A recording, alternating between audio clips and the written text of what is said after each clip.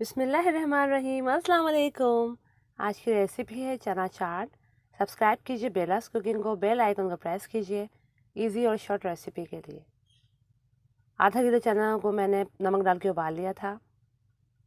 2 बड़े आलू उबले हुए, 2 प्याज चॉप्ड, 2 हरी मिर्चें छोटी वाली चॉप्ड,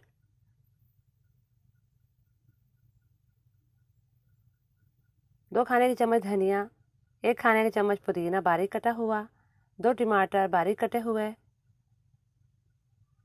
2 चाय के चम्मच साबुत धनिया, 1 चाय का चम्मच ज़ीरा और 5 साबुत लाल मिर्च। इन्हें ड्राई रोस्ट करेंगे। 1 चाय का चम्मच नमक, 1 चाय का चम्मच भरकर चाट मसाला और इमली की खट्टी मीठी चटनी जो मैंने बनाना सिखाई है आपको।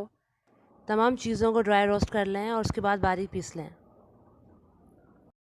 सबसे पहले चनों में डाल दिए हैं प्याज, हरी मिर्चें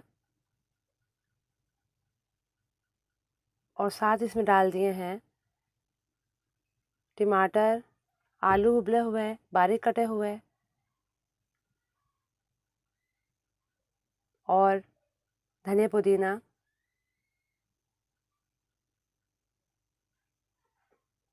इन तमाम चीज़ों को डालने के बाद अच्छी तरह से मिक्स कर लें।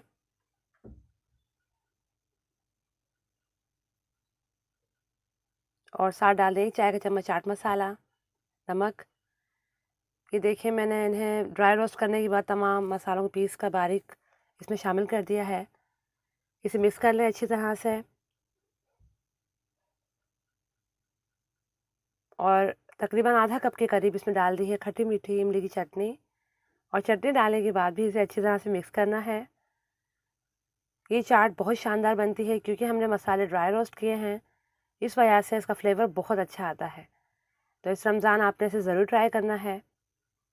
और चटनी डालने के बाद अच्छी तरह मिक्स कर लें। लीजिए बहुत ही मज़ेदार चना चाट है तैयार।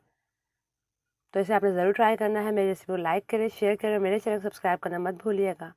दुआओं में याद रखिएगा। अल्लाह हाफिज़।